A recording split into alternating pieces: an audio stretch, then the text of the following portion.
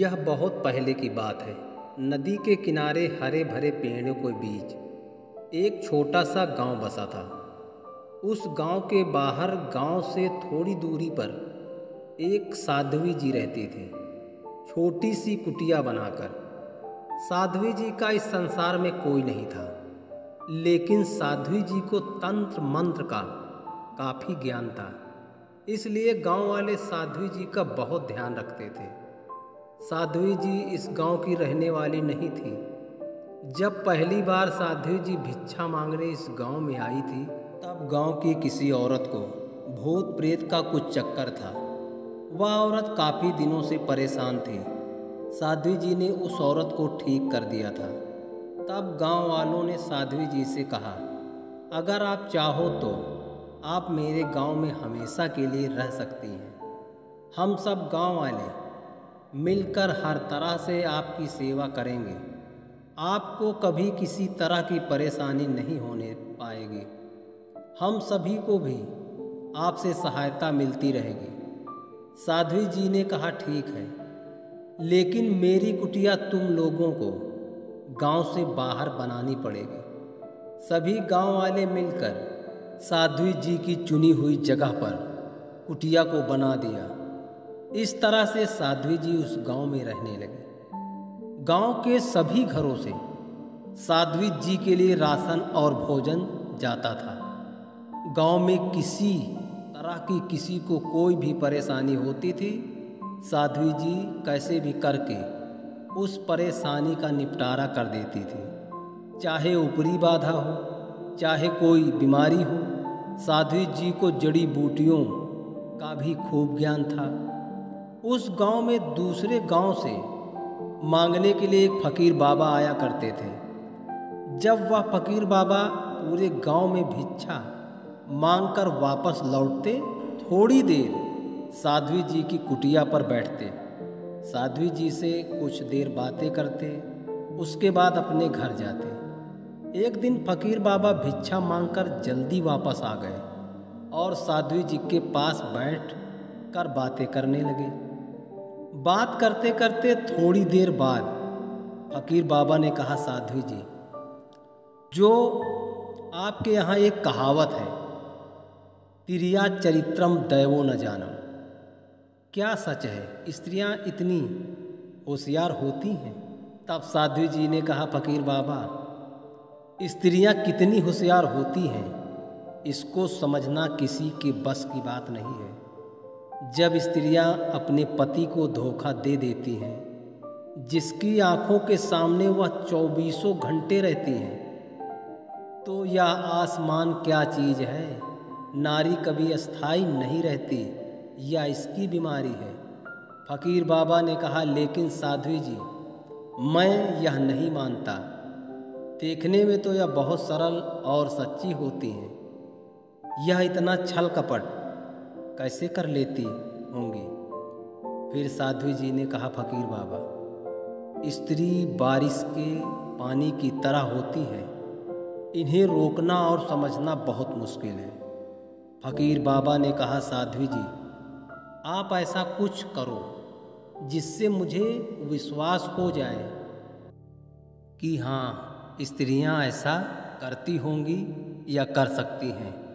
यह इनके लिए बहुत सरल है। तभी गांव की एक औरत अपने बच्चे को लेकर साध्वी जी के पास फूंक डलवाने के लिए लेकर आई।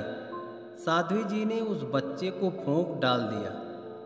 जब वह औरत वापस जाने लगी, तब साध्वी जी ने उस औरत को सुनाते हुए कहा, फकीर बाबा, अभी तुम जाओ, रोज की तरह रात में आ जाना। उस औरत ने साध्वी जी की बात सुन ली, लेकिन वह औरत वहाँ से ऐसे गई जैसे उसने कुछ सुना ना हो। फकीर बाबा ने साध्वी जी से कहा, आपने ऐसा क्यों कहा? साध्वी जी ने कहा, आपको तिर्या चरित देखना है ना, मैं आपको दिखाऊंगी कि एक स्त्री किस तरह पूरे समाज को धोखा दे सकती है और उस पर कोई शक भी नहीं कर सकता। अब तुम जाओ, रात में 10 बजे आना। मेरी कुटिया पर छुपते छुपाते। फकीर बाबा वापस जब अपने घर जा रहे थे तब गांव के कई लोगों ने देखा कि फकीर बाबा वापस अपने घर जा रहे हैं। सूरज ढलते ढलते गांव की औरतों में फुसफुसाहट शुरू हो गई। आई बड़ी साध्वी बनती हैं, काम इतना घिनौना करती हैं। तब एक औरत ने कहा, चलो आज इस साध्वी का सच सामने लाया जाए। गांव की 4-5 औरतें कुटिया से कुछ दूरी पर बैठकर फकीर बाबा के आने का इंतजार करने लगी। जब रात काफ़ी हो गई तब फकीर बाबा अंधेरे में लड़खड़ाते हुए चले आ रहे थे। रात में उनको ठीक से कुछ दिखाई भी नहीं दे रहा था। 2-3 जगह वह गिर भी गए थे। जब फकीर बाबा कुटिया के पास आ गए तब आपस में बात करते हुए उन औरतों ने कहा, देखो यह बुढ़वा का चले का मौत मांगत है, मौज का शौक अब के नहीं गए। साध्वी जी ने उन औरतों को कुटिया से कुछ दूरी पर छुपते हुए देख लिया था, इसलिए जैसे ही फकीर बाबा आए साध्वी जी उनको लेकर कुटिया के अंदर चली गई। वह औरतों ने जब देखा फकीर बाबा और साध्वी जी कुटिया के अंदर चली गईं, तब वह औरतें दौड़ कर आई और कुटिया के दरवाजे को बाहर से बंद कर दिया। कुटिया के अंदर जाने के बाद फकीर बाबा तो घबरा गए और साध्वी जी से कहा, साध्वी जी आज तो अपना सम्मान मिट जाएगा। तब साध्वी जी ने कहा, फकीर बाबा आज आपका सम्मान और आपकी जान तिरिया चरित्र ही बचाएगी। फकीर बाबा अंदर ही अंदर बहुत डर रहे थे। साध्वी जी की कुटिया का दरवाज़ा बंद करने के बाद वह औरतें गांव में जाकर पूरे गांव में बता दिया कि फकीर बाबा और साध्वी जी का ऐसा ऐसा रिश्ता है। वह दोनों कुटिया के अंदर बंद हैं। गांव के आदमी यह बात मानने को तैयार नहीं थे, लेकिन उन औरतों के कहने के बाद गांव के सभी लोग कुटिया के पास आए और साध्वी जी को आवाज़ लगाया। साध्वी जी ने अंदर से कहा, बेटा किसी ने बाहर से दरवाज़ा बंद कर दिया था, अच्छा हुआ तुम लोग आ गए। बाहर से जब दरवाज़ा खोला गया तो सबसे पहले वह औरतें कुटिया के अंदर गईं, जिन्होंने देखा था कि फकीर बाबा अंदर हैं, लेकिन उस समय साध्वी जी के अलावा कुटिया के अंदर और कोई नहीं था।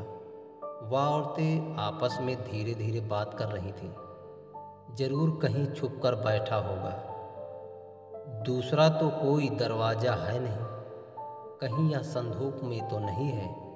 जैसे ही उन औरतों ने संदूक का नाम लिया, साध्वी जी समझ गई यह औरतें संदूक खोलने को कहेंगी।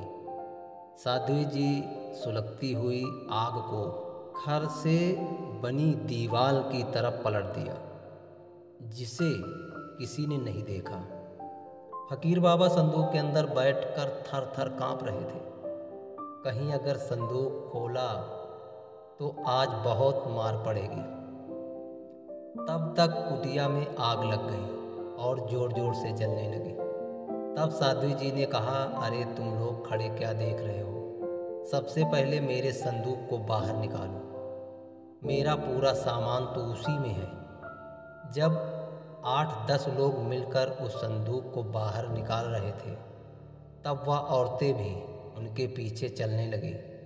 तब साध्वी जी ने कहा, इसे ले जाकर यहाँ से काफ़ी दूरी पर रखना, इसकी चाबी भी इसी कुटिया में कहीं रखी थी, अब पता नहीं कहाँ पड़ी होगी। उन औरतों की भी समझ में कुछ नहीं आ रहा था। वह सोच रही थी जब चाबी ही नहीं है तो फिर उसमें फकीर बाबा का होने का सवाल ही नहीं उठता। उन लोगों ने संदूक को उठाकर बड़ी दूरी पर रख दिया, जहाँ पर आग न पहुँचे। सभी लोग आग बुझाने में पड़ गए। जब साध्वी जी ने देखा अब संदूक पर किसी की नज़र नहीं है, तब संदूक के पास जाकर साध्वी जी ने फकीर बाबा को बाहर निकाला और फकीर बाबा से कहा, अब तुम अपने घर चले जाओ। फकीर बाबा अपने घर चले गए। साध्वी जी ने फिर से संदूक में ताला लगा दिया और जलती हुई अपनी कुटिया के पास आ गई। तब तक गांव के लोगों ने आग को बुझा दिया था। कुटिया के पास पहुंचकर साध्वी जी ने उन्हीं औरतों से कहा, यह लो चाबी, मिल गई है, देख लो जाकर संदूक के अंदर कुछ नुकसान तो नहीं हुआ। वह औरतें चाबी लेकर गईं, संदूक को खोला, लेकिन वह संदूक पूरा खाली था। उस संदूक के अंदर केवल एक माला और एक आसन था। वह औरतें भी हैरान थीं, ऐसा कैसे हो सकता है? फकीर बाबा को तो हम लोगों ने अपनी आँखों से देखा है। फिर वह गए कहाँ? आग बुझाने के बाद सभी लोग अपने अपने घर चले गए और जाकर सो गए। लेकिन साध्वी जी गांव की खुशी के लिए साधना करते हुए उसी रात अपने शरीर को छोड़ दिया। पूरे गांव में साध्वी जी के ना रहने की चर्चा फैल गई। जब उन औरतों ने इस बात को सुना तब वह औरतें दौड़ कर आई। जब वह सभी औरतें साध्वी जी को स्नान करवा रही थीं तब वह सभी औरतें आश्चर्यचकित रह गई। साध्वी जी न स्त्री में थी न पुरुष में। तब उन औरतों को बड़ा दुख हुआ। क्यों हम लोगों ने साध्वी जी पर शक किया? फकीर बाबा भी आए और कहा, सच है साध्वी जी, क्रिया चरित्र बड़ा विचित्र। महान हो आप साध्वी जी। पूरे सम्मान के साथ साध्वी जी का अंतिम संस्कार हुआ। फकीर बाबा की बातें सुनकर वह औरतें समझ गई फकीर बाबा क्या कहना चाहते हैं। उन सभी औरतों ने साध्वी जी की जलती हुई चिता पर प्रण लिया कि हम सभी औरतें पत्नी होने के साथ साथ अपने पतिव्रता होने का भी धर्म निभाएंगे। कुछ दिनों के बाद उस गांव की औरतों ने अपने पतिव्रता होने का दूर दूर तक परचम लहरा दिया था। पतिव्रता स्त्री संसार की नज़रों में गिर सकती है, लेकिन वह खुद की नज़रों में कभी नहीं गिरती। उसकी आँखों का तेज आजीवन बरकरार रहता है। सब कुछ करो लेकिन अपनी नज़रों से कभी मत गिरो। यह जीवन खुद के खेलने के लिए कोई खिलौना नहीं है।